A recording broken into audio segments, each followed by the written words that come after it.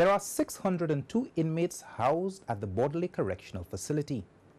Every single one has a story to tell. But if you sift through the multitudes, you will find a school counselor's case study, a police lineup's regular face, a probation officer's subject, a prison cell's regular. Release into society is most times temporary, and with each time they are reincarcerated, the severity of the offense escalates. All the world's a stage where one subject's life story and eventual demise is being played out for all to see in technicolor and slow motion. The sad thing is that the subject is oblivious of his life story until the movie climaxes. From a school dropout to simple house break-in, then assaults, possession of stolen goods, to burglary. Eventually, the scene changes to armed robbery and climaxes in murder. In this plot, the villain is sentenced to death, but like every good movie, this one has a happy ending, albeit for whom? In 1986, St. Lucia's school dropout rate was 4.8%. Many left the classroom in search of employment. Some wanted their freedom and independence, which earning money tends to provide. For others, freedom was a way of escaping the boredom and lessons they deemed irrelevant to their desired ambitions. Either way, the consequences of dropping out of school can have long-term economic and social repercussions for any society. Students who drop out of school in St. Lucia are more likely to be unemployed, homeless, and incarcerated. When the effect of primary school dropout is mixed with domestic violence, lack of parental supervision, poor choice of friends, and extra long hands, the product is this. Well, I never had any secondary education and secondary schooling. That is due to, again, family problems and where I had to drop out of school. At the standard 3 level, I think I dropped out. I didn't continue. And I think from there, my life started taking a different twist. By 13, Mervin's parents were separated, leaving him and his younger brother in the care of his father. I didn't have a very good relationship with my dad. This was a man that I had great fear of. And I was never comfortable living with him. I was one who got a lot of severe beatings for simple things. Going out and play or going fishing. But when I came back, though I would get a beating, I still did it because I enjoy doing this. I love sports, soccer, tennis, cricket, which I was very good at, but didn't have an opportunity to excel because he wouldn't allow me to. At that time, was your father beating you because you had picked up a habit of stealing? I would say yes. In your mind, your father is beating you to discipline you, or he's beating you because he's purely cruel? At the time, I thought that he was being cruel to me. I thought that, he preferred my other brothers. But now, at this stage now, I am saying that, okay, because he is not an educated man. He cannot read and write or anything, but what he knows is discipline. But it's in the manner he went about doing it. He tried to instill discipline in me, but I don't think it worked. With growing tension in the household, Mervin moved out, and the first words began to appear on his rap sheet. 15 years old, tell me the incident that lands you at Boys Training Center. At the age of 15, I recall there was this girl. She was younger than I am, 50, about the same age we were. And there was this party. And at that age, I drink alcohol. I started drinking, smoking. And there was this girl I recall very well, and my other friend. We asked her to dance, and she didn't want to. So my friend grabbed her, okay, and we brought her in a room. There was a room in that same party, there was a room. And, you know, my friends started touching her up and stuff. I myself joined him until her mother found out. I was taken to court and sent to Boys Training Center for indecent assault, or kind of knowledge, or what they call it. Boys Training Center prepared you for life without crime, or was it an incubator for bigger crime? The Boys Training Center, there were some very good stuff, and I was prepared for life, to adjust to the society. But when I left the Boys Training Center, there was no follow-up. I went back to my dad's home, and it went from bad to worse. You're 17. Tell me your next offense. At the age of 17, I got myself involved with this guy, and I was arrested for what's called receiving. I was arrested and charged for receiving. 6 months later, you were arrested again. What was that for? I think it's for stealing or something. Be very honest, I could hardly recall these incidents. Mervyn Moise, how do you go from lineman on the block, spending 2 years at Boys Training Center, released with skills for the rest of the world and the rest of your life, to housebreaking? How? Again, like the company, the guys I followed, understand, the guys I hung out with. You know, you got to prove your manhood, you got to show your peers, you ain't no chicken, or understand, you want to be with us. Because that's why I felt love around the guys I hung out with. My dad never had any time or spent any time with me. How do you come up with a plan to break into somebody's house? And you're an intelligent person. So at 19 years old now, your fellows say to you, let me go and break into that house. You're the intelligent one.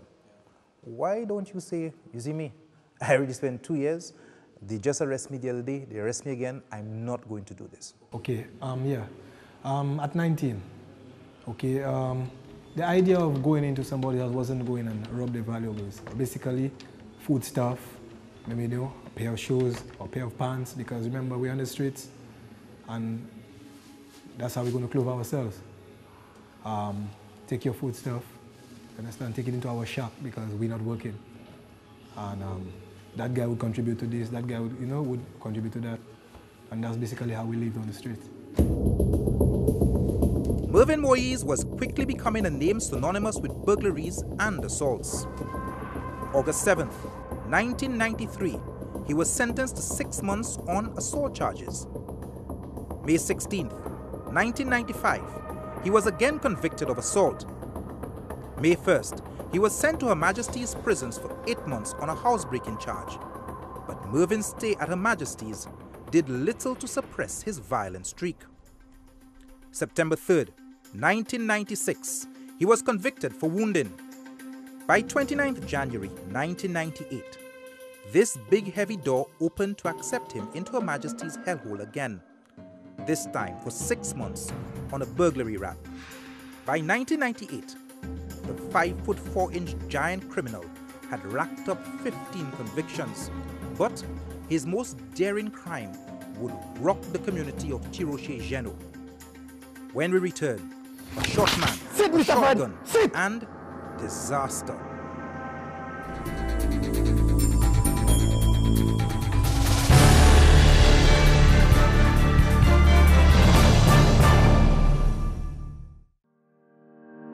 Every once in a while, a company will appear on the scene with a fresh perspective, a burst of adrenaline, and a passion for excellence. Its humble beginnings are steeped in social transformation.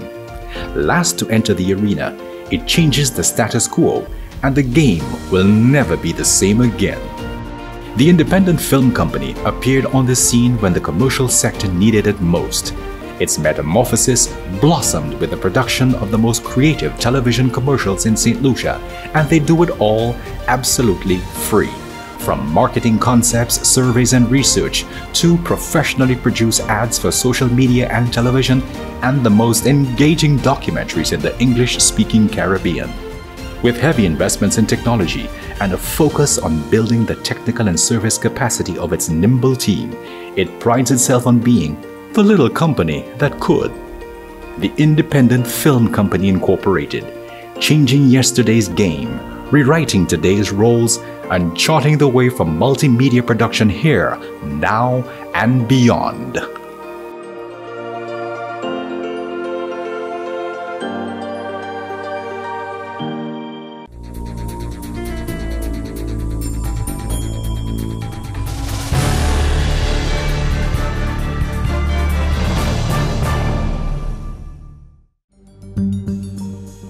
With no secondary school education and no particular set of skills, finding a job in St. Lucia is difficult at best.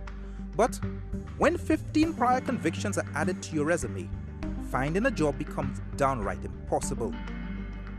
When to this reality is added 2 young children to feed, the coefficient of this rotten equation is crime. By 1998, you've had 15 of those. 15 convictions. Was there a point where you're going to stop?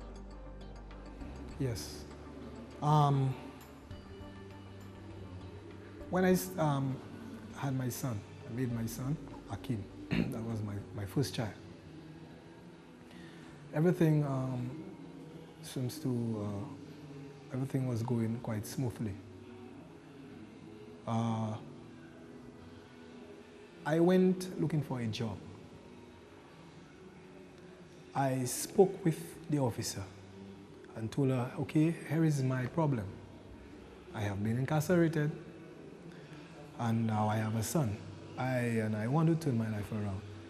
I was offered a job at one of the hotels that is Sandals, that is higher up Gables, the mall. But I was only asked for a police record.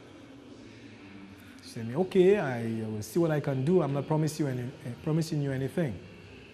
Come back tomorrow. When I got the record and I saw in the state it was, I spoke to the lady, I told her about Miss I. She said, me, y'all going about and y'all doing your things and then y'all come back here. I just tear it and I walked out. I worked for a month and a few days for this job. And the guy kept telling me, come back, come back. And on the day in question, when I was supposed to get that job, he told me, oh, I told you to come, but I give it to somebody else. It's like my 2 arms, this guy just broke my 2 arms. I felt so, like, forgotten, like I'm cast out. At that time, all the negative thoughts keep coming back. Survival, and I'm in need of a job. And I told myself that I would not be coming back to this facility, going back to prison. I have a son, and it's time I may look after him now. And it so happened that I got myself in trouble. Moise lived at Bocage, but almost daily he would trek to Tiroche Castries, where most days were spent in criminal juggling, including gambling, marijuana peddling, and petty crimes to support his lifestyle. I would not be on the block from the morning until night, but basically, the guys, there is a shop downstairs. The guys would, hang around, play dominoes, smoke the weed and stuff. Yeah, that's basically it. You sold a bit of weed at that time? Oh yes, at that time I did every little, bit of juggling, just in the name of survival. That's my means of survival. Because at the time, trying to get a job, and I just cannot get a job. So then I substituted selling weed. How did you come to know Fred St. Hill? Mr. Fred St. Hill has been around this area for quite a number of years. And he has been, I think he has his family there, and he also has a child there, I think. But he has been around for quite a number of years. But I was a very young individual at the time. Yes, but I could recall Mr. St. Hill. His daughter Jean. Jean, I got to know Jean after, but she was young. I cannot recall her, but I got to know Jean after I left HMP. I started seeing Jean and got to know her. I used to see her, but never really knew who she was. How often would you go to the gas station? If I need something, if I need a drink, yes, then I would frequent it. I would Once a week, twice a day? I would basically at least twice a week, 3 times a week most times. What was your relationship with Fred like? Mr. Fred and I, we never really had any relationship. Hi, hello, or good morning. Did you ever approach him for a job? No. I never approached him for a job because he had someone doing this, like looking after his gas station and whatnot. And I wouldn't settle for, I mean, a job like that wouldn't meet my needs. I have a family to see about. The mystery suspect, you sat down with him to create the plan. Yes. Tell me what is in that discussion. How long before the actual event? So check me on the block and 8:30 so. Yeah. We go pull out in the air. Okay. My son was ill. My son had taken ill. And I went to a particular individual and asked him to $2,000 to borrow with interest. My son at that time had a very high fever and I had no other means of getting that money for him. So I went to this guy and I said, hey, I have a problem. I need your assistance. He said to me, if it's money, you know it comes with interest. I tell him, no problem. Okay, he gave me the money and with a stipulated time that I should pay back. Okay, I did what I did for my son and he was okay. But when the time came that I should repay the guy, I couldn't meet that debt. So interest went up again. I decided, okay, I need to pay this guy. So something has to be done. I recall that night it was about 7. About just after 7. I called a friend of mine and I tell him I need to see you. He came over and we went by the Boca school and we sat. I tell him, look, I have a situation on my hand and you know, I don't want my girlfriend to know about it. I have X, Y, and Z for this guy and he keeps coming at me and he's making threat at my family. And I need to give him his money. I need your help. Inside of there, we rob that shit and we get out of there. Why, but watch me. I really programming them big vibe. You see them big vibe, I really programming that. It was more like a house breaking vibe or something. So you check it, snatch a bag of them kind of way. 2 days after, he came back to me, brandishing some guns. Yeah, that is it there. See that? It's like, this was the very first time that I ever actually hold a firearm. Not looking like you, no G. Not looking like you, my G. Yeah, man, real. No, what you vibe? He said, tonight we rolling. That was his words. I tell him, you have any place in mind? He tell me, man, but you have a gas station right in your hood. I say, man, look, that's a big, big risk. I have no knowledge in robberies, armed robberies and stuff. He tell me, just back me up, okay? Pick me up with his ride. We went to the block.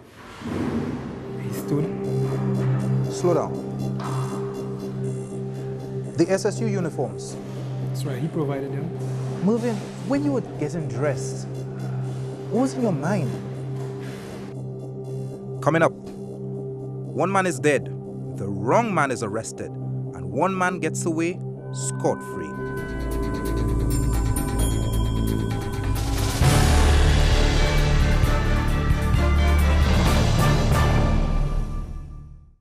Where most people see a window, we see a vision.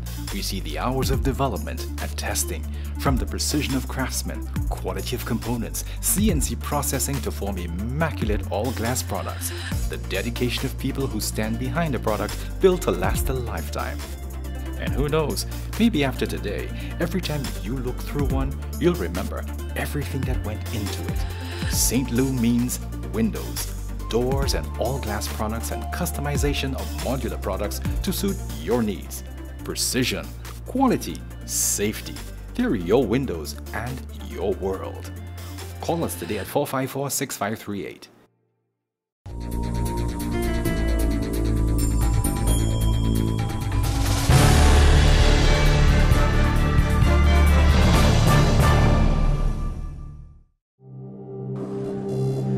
The SSU uniforms. That's right, he provided them. Mervyn, when you were getting dressed, what was in your mind? Yes, what was on my mind is to clear my debts, to get myself out of that hole and to protect my family. Because this individual that I was dealing with, he's a no-nonsense guy as well. If he said to you that he's going to do this, rest assured. If he say he's going to make you pay, he's going to make you pay. And I didn't want to get myself involved in this. You get dressed. Yes. You put on that mask. You look at yourself in the mirror. Can you identify yourself? No. No. You think nobody can identify you? Nobody can identify me. You look at your accomplice and he has the wig on. Yes, sir. You look at him and you think nobody can recognize him. Yes, I thought so. And he is an individual, he's not known. Okay? He's not a known individual in this place at all. Tell me what happens next. So you all get to the block. Okay, okay. He bought a vehicle, rode up, rode back down. I'm watching the proceedings, the activities of the gas station. Then he let me out by the school. And he took a walk down on the block. Everyone sees his face, but nobody knows who he is. Then I came down on the block, not with the uniform and everything, so normal. Then we spoke. He's asking me about the run-ins and where's the best place that I think that we should pass, and you know, how many persons and whatnot. So I gave him the information, and then the time comes for us to execute what we planned. And we passed to the back of the gas station. But before this, we left the block, went and we got dressed and prepared to do what was planned.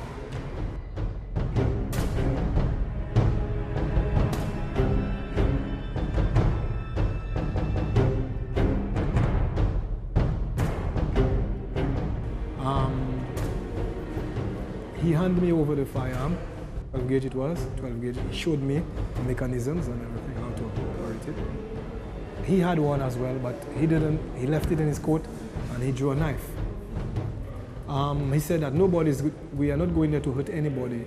We're just going to take that money in the cash register and get out of here. I tell him, okay. Who loaded the firearm? He did. He did it. It was in the trunk of his vehicle. It belonged to him. Okay, he gave it to me, he showed me. Okay, and he was leading. When we get to the back of the gas station, I pulled my mask down to my face. Put his wig. He didn't have any mask, just a wig. And he told me, when we get there, you enter that reception area where the cash is.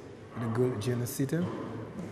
And there was a guy on the outside, I think he worked with Mr. St. Hill. By the time we got there, that guy fled. He didn't stay to ask any questions or anything, he just actually fled. Go check on that one there. Sit! Yo, let them jump in. No, sit! Sit, Mr. Fred! Sit! Sit! I said sit, Mr. Fred! And we entered, and Jane started screaming at the time. She panicked and is like, I now not feeling comfortable with that thing. The guy told me, step out, he will take care of Jane. When I stepped out, Mr. Fred was on the outside on a chair. He was carrying a firearm as well. He had a holstered firearm. And my partner was seeing about Jim.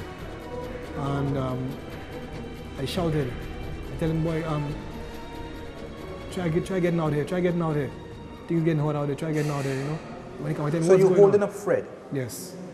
But what is Fred trying to do? now, yes, Mr. Fred is putting up a resistance. He's trying to go and get his firearm. And I said to him, don't, twice. But he keeps saying, don't hurt Jane. You see, I recall he saying, don't hurt Jane. Don't hurt Jane. I recall he saying this. And I said, nobody's going to get hurt as long as you cooperate. Then Jean was left in, and my friend came out. But she was all shaken up. And my friend tried taking the firearm from Mr. St. Hill. And that's where the struggle started. And Mr. Fred, he was pretty keen on not giving up that weapon. My friend had a knife, the butcher knife, it fell to the floor. And in the instant Mr. Fred St. Hill, he was coming up with that firearm, and that's when I discharged one round and hit him in the hip.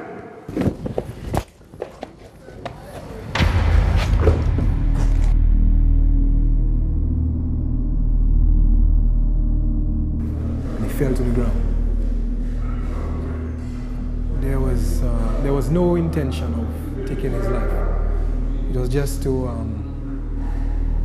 to restrain him. And when he fell to the ground, I hit him a blow. He still was trying to get that firearm, and he and my friend was in that struggle. And when I hit him, that's when he relaxed, and my friend took the firearm. There was this police guy, Bailey. We saw him coming. We took the tin, I had some cash, and I fled. Fled the scene.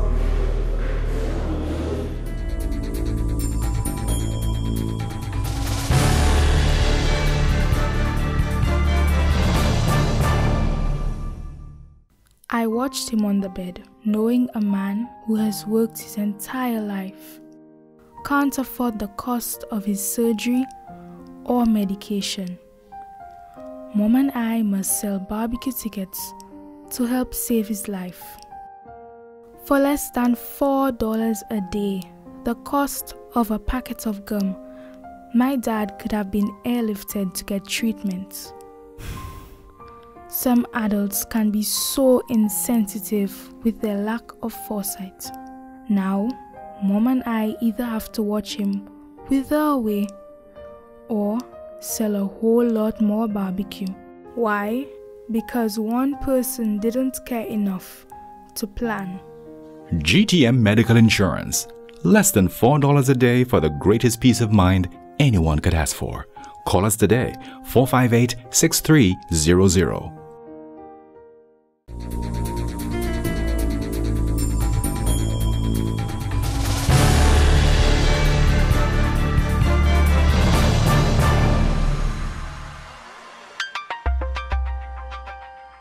December 4th, 1998. 62-year-old Fred St. Hill is sitting in the front of his gas station at Geneau. Two men, a tall, slim bandit wearing an Indian wig and a short one wearing a face mask, both in full SSU uniform.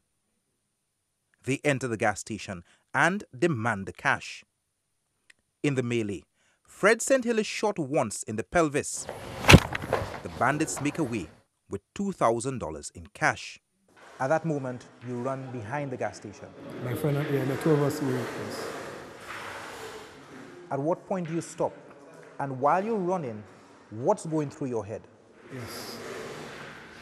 Very good question.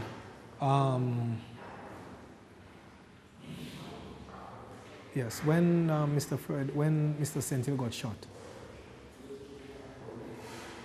two things came to my mind. I don't want him to die. I do not want that man to die. And I do not want anyone to identify me. Oh, if anybody see me, man, guys, sir. Nah, if nobody see you. Oh, guys, sir, you sure, guys, sir? I sure, guys. Guys, sir, if you see you, if you squeal on me, guys, I sir. recall my friend telling me, if anybody there recognize who he is, something will have to be done about it. Then I am asking him, what you mean? I thought you said that nobody is going to get hurt. He said, man, that's not the way it works. Any weaknesses has to be taken care of. Because when we ran to the back of the gas station, we ran a few, then we stopped. Take off the weeds and things and, you know, put in a garbage bag and dumped it right to the back of the place. The police never got anything like this. So I told him, no, nobody's getting hurt. Nobody saw us, right? Tell me, let's hope so. And let's hope that I keep my mouth shut, which I have done for the past 15 years. You'll get rid of the disguise. Yep. Where do you go to next? I went back to Bocage. You went back home like nothing ever happened? Like nothing ever happened, but not comfortable at all. Pacing up and down, making calls, finding out if the police know who. Somebody get shot there, man. Mr. Fred, they shot there. Mr. Fred. See? He died. Or if anybody know what the witnesses said or what's going on, then I went back home. I spent about 2 hours and I came back up on the scene. Yes, I had to satisfy my curiosity. So I just couldn't stay home. You're a brave fella. Yeah, because I was confident that nobody saw me based on the mask. And I was on the block all the time. The police was still around asking questions. And I was right in the midst and nobody couldn't pinpoint or say, here is the guy. Despite his best attempts at disguise, Mervyn Moise was positively identified by Geneau St Hill and a murder charge was preferred. Mervyn Moise, open that door! I heard that knock, not seen, but I knew exactly who it was. Because I mean, hey, I know I did something. I looked into the window. I saw this police surround the place. Mervyn Moise, yes. Would like to speak with you. Come here first. So, okay, I said, just let me secure some things. So what is it? They came into the home, they looked. They searched until I noticed they got a tin. That tin was the tin cash was in. But it was found at a few hundred feet, I think, at least 150 feet away from my premises, from the premises of my... 135 feet. Okay, about there. I deny knowing anything about it. They tell me, okay. They traced everything. They took me back to the gas station, asked persons questions. Nobody didn't mention my name, with the exception of Sikwe. He said, well, he recognized who the individual was. I didn't give any statement, but I was taken down for further investigation down at Central Police Station while the police carried out the investigations. They asked me questions. I was dealt a few blows, which was part of the police ways of interrogating me. You know, but I said nothing. I maintained my innocence.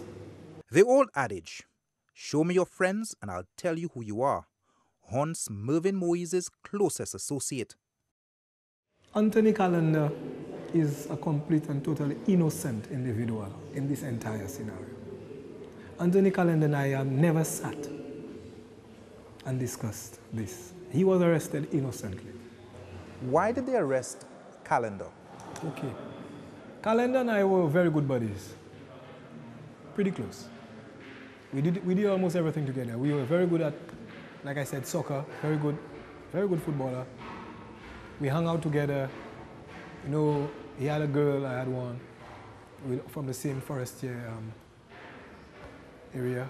We did almost everything together. That's what they'd call your road dog. That's your road dog, Calendar. Yes. He and I were pretty close. Very good buddies we were. But we never did, he and I never did no crimes. It's a classic case of show me your friends and I'll tell you who you are. That's right. Calendar got arrested because of his association with you. That's right. But he was not involved. No. What is the lesson here? The company that you keep can either make you or break you, determine who you are. Or the company that you keep, most times you can get into trouble even when you do not actually do anything. You're sent on remand, and that first night you fall asleep in your cell. What is going through your mind?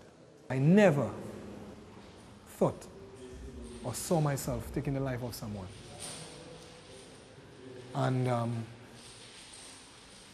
on remand,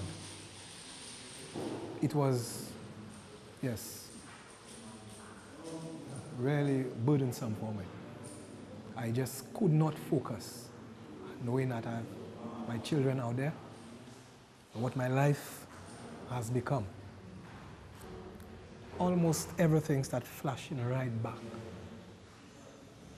The gallows. That's all I'm seeing and hearing. Yet I'm on remand, and I'm hearing the stories of other persons that have had similar cases. Because I never expected to be in a situation like that. Never. Not moving movies. Despite of little troubles and runnings I've been having in the law, not taking the life of someone. I never envisioned myself doing something like that. And your true accomplice is never arrested? Up to this day. Scotch-free. Never arrested. But my family has been threatened. Yes, by the individual and a few of his associates as well. When you're at Her Majesty's on remand, does it cross your mind to call the investigating officer and say, hey, you have the wrong guy. This other person was with me. Can we strike a deal? Yes, this came to my mind as well. But at that time, no bargains allowed. That investigation was one that was very ticklish. And the individual, Mr. Sentel, was a very well-known individual. At the preliminary inquiry, Calendar gets off. Yes. You are the only one to stand trial. What is that feeling like? Just when the case is dismissed for him, but for you, trouble starts. Trouble starts. Describe these two feelings. Okay. First, I tried making contact with the other assailant. The other assailant was trying to find out who were the witnesses, so that they could be taken care of. What do you mean? Okay, anyone who witnessed, for instance, anyone who would give evidence on the matter that I was charged on, if anybody recognized who he was, or what could have, that he would look to keep them silent. Keep them silent, you mean kill them? That's right.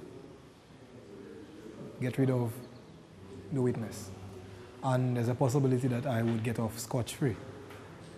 At the time, Sikwe again was the one who was crying his voice out. And he was a key witness to this investigation. Mervyn Moyes spent 3.5 years on remand. On February 12, 2001, he stood before the court to answer charges of murder. Nobody wanted to take my case. No attorney, wanted that case. I could not afford legal counsel, which resulted to Mr. Sean Innocent being appointed to me by the government. And Mr. Sean Innocent, I would say, he did a pretty decent job. Although I thought that he could have done better. Asked me if I was satisfied with, I will not say satisfied to the T, but he did a decent job.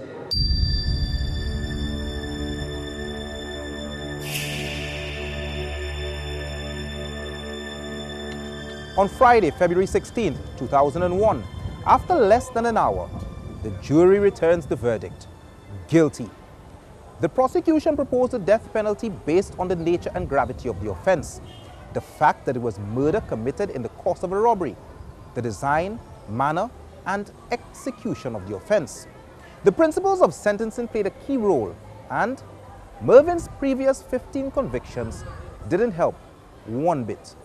When the judge asks you to stand, yes, and she reads out that sentence, that you shall die by hanging, what comes to your mind? Very interesting. When it was Susie Dove, when she read this out, when she said that, I didn't hear what she said. I didn't want to hear what she said. I couldn't understand what she said. And just let me explain that a bit. I heard what she said, but when the words came out from her mouth, it was like, Moise, no, that isn't you. I saw myself back on the tracks.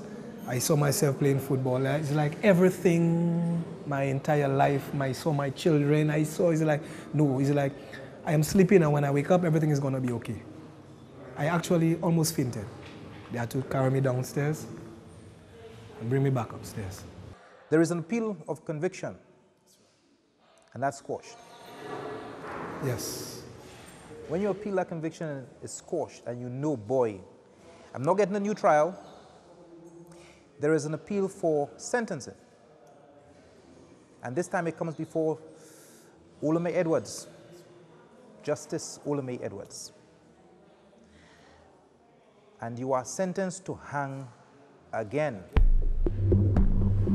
Yeah. Now, that's where it all started. At that time I spent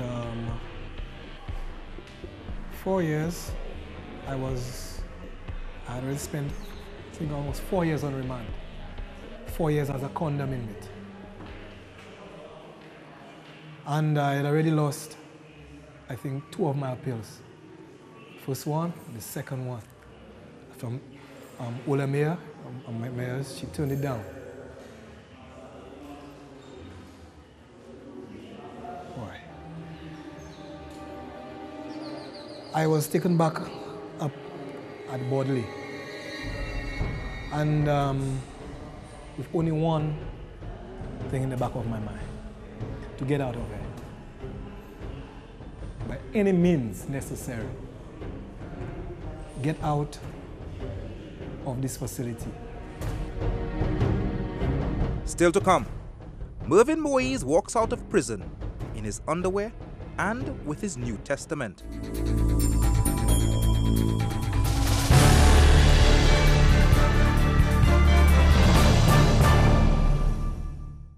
Life is a series of triumphs and trials. The circle of life has all the usual certainties and, of course, the unpredictable. Just one can affect you and your loved ones. Sadly, many fail to prepare for the unforeseen. Thankfully, we've been here for over 138 years, helping you plan and recover. We offer peace of mind at that critical moment. GTM Insurance, sound, solid, and reliable. Call us today at 458-6300 or log on to gtminsurance.net.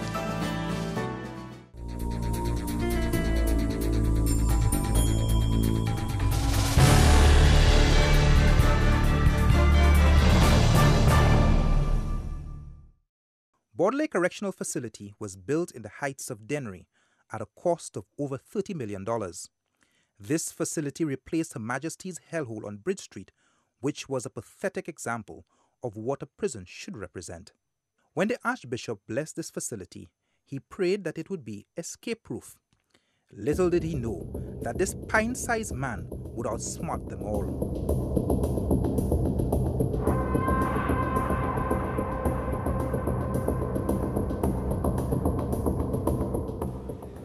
After Ola Mayor read this and I was taken here, I made a request to see my attorney, Mr. Geneau St.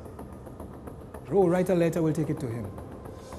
I wrote a letter to Mr. Geneau St, which never got to him. I did the next best thing, which is escape. You escaped? Hell yes. A facility that is designed to keep you in. The government spent $30 million building this place to keep you in. How did you do it? I was desperate. I was afraid. Look, it was a life and death situation, and I said, let me know something, I'm going to take my chances. I need to see my attorney, and I'm going to get there by any means necessary. How did you do it? Nice. Which is something I think... Oh, come on. Now we're just going to get to prison some lecture, fellas. I don't want you to tell me, well, you climb a wall and you do this and that and... So are you saying that I cannot explain how it happened? Are you saying that he cannot tell me how it happened? Not in detail. Okay. Okay, I understand. I understand. I understand. Give me a synopsis. Okay. It was about 2:30 p.m. It was about the changing of shift. Just, I think, minutes to 2 or just after 2. And the officers who worked at the time, they did their roll check and everything was okay. But there was a problem with my cell door, which I never told anyone. I saw it as a plus. And there were 2 officers who worked at the condom section at the time. They left and they went on the other side, which is Delta, to do a count. And I took that opportunity from there. Put my shoes on, and I climbed the fence, and I left. It was said that I paid persons and officers who were involved, which is a lie. No officer was never involved in my actual escape from the facility. It was just a negligence, and I took the opportunity which any individual who was in my position at the time, facing death,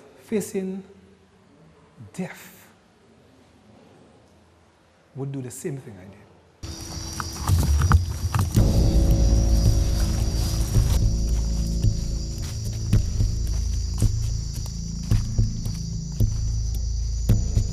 I spent my entire night with only a boxer shorts and a pair of shoes in my foot on a tree. I recall I had my testament at that time. And you escaped jail with your testament? Yes. Man. Yes. I had my testament, and while on that tree, rain started falling. So now I'm cold. And I remember I read Psalm 23 and Psalm 27. And it was about 4 o'clock in the morning when I came down on that tree and walked down the Bodley Road. The next day, he told me, all right, I'm going to get you a taxi and I'm going to ensure that you get to the attorney's office, which didn't happen at all. I was caught the very next day, right in the valley. And I was given a pretty bad beating. My face was... You humiliated the guys. Beg your pardon? You humiliated the guys. Yes. And the $30 million prison. That's right. I mean, the beating was necessary, yeah? The beating? In true St. Lucian fashion. I would accept that beating rather than a bullet. My man. My man. Yes. Reports say that that letter you wrote to Sean Innocent said, if I get out of here, I'm going to come kill you.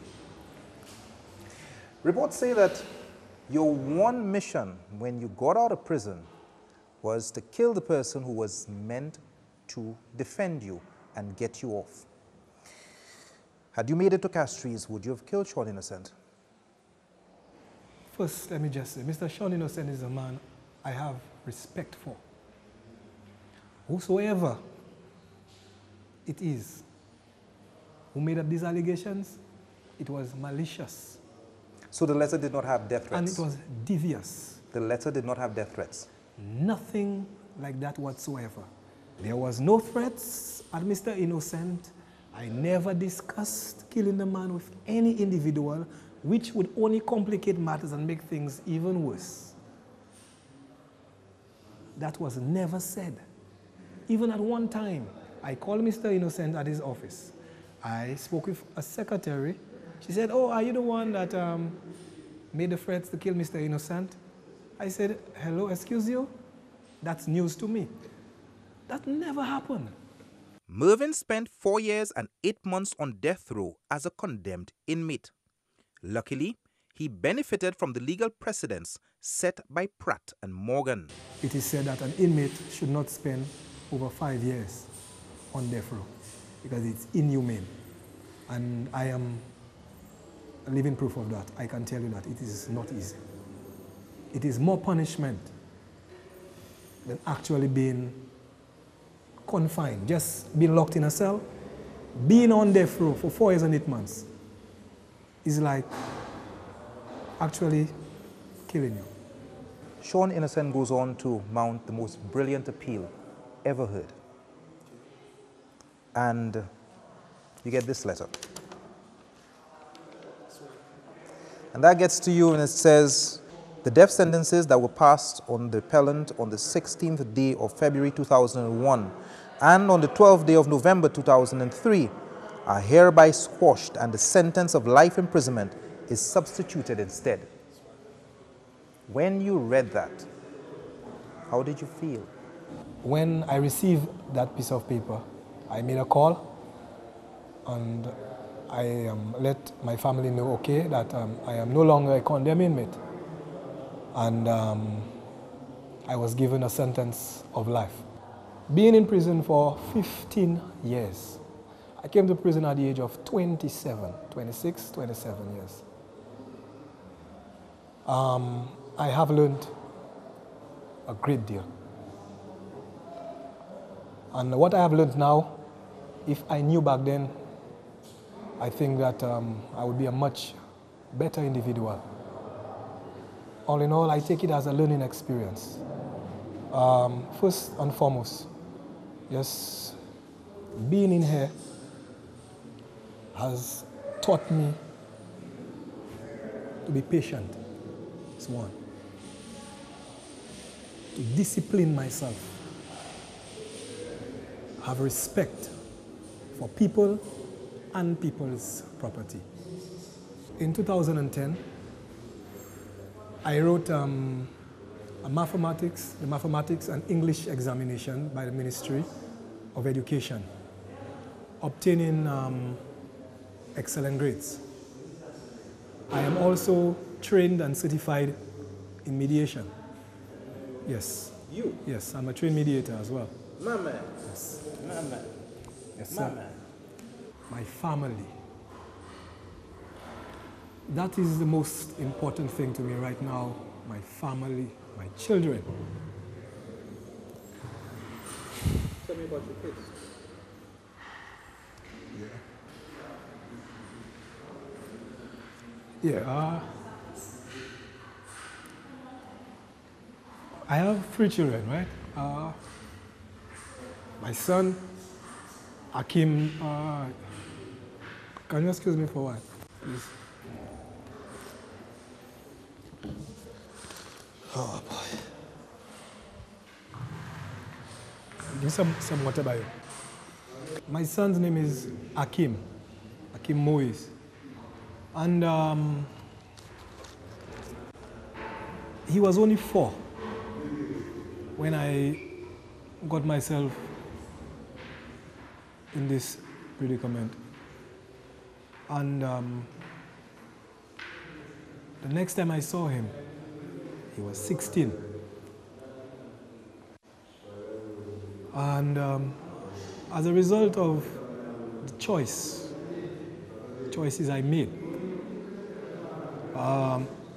he found himself at Boys Training Center. Yes. Deja vu. He wrote me a letter, and in his letter, he's saying to me,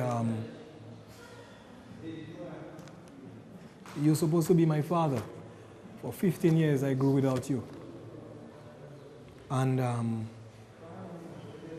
when I'm with my friends, and they keep asking me about my father, all I can say is that he's in jail. If you ever want to see or hear from me again, you should get out of here, or else don't consider me your son. Understand? This in itself, it is very, very, very hard to digest. The choices that we make in life, some of us, don't just only affect, it doesn't only affect us, but our loved ones as well and other persons. Akim, Gemma, Emily.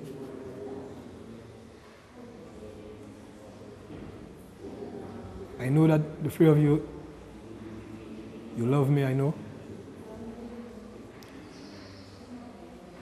And I know that you expected better from me. But I'm very sorry for not being there. And I want you to know that I blame no one but myself. I take full responsibility for everything that has happened in your lives. But I want you to know that I love you, okay, and I will continue to love you. Throughout this entire episode, have you ever confessed to your attorney or to anybody else your participation in this crime? But I have never confessed to the attorney. Why did you tell me the truth? Why did you decide to do this interview? To be very honest, this has been weighing on my chest for a very long time. It makes me, I feel much better now that I got it off my chest. To tomorrow's generation of wannabe bandits, pay close attention. I'm speaking to you, son. We start by taking the little things. $1, cell phone, and things that we think, hey, persons will just overlook. But the little things, they accumulate to big things, okay? Taking what is not yours, it's stealing. If you want something, you ask. And asking, I don't think anybody is going to punish you for asking. But eventually, if you continue to steal, you will find yourself in problem with the law. You may be taken to court and sent to bodily. Sent to prison, which is a place I don't think that you would want to be, where your freedom is taken away from you, okay? You are young, and your entire life is ahead of you. Think positive. The fool has never been told. Could go on and on. The fool has never been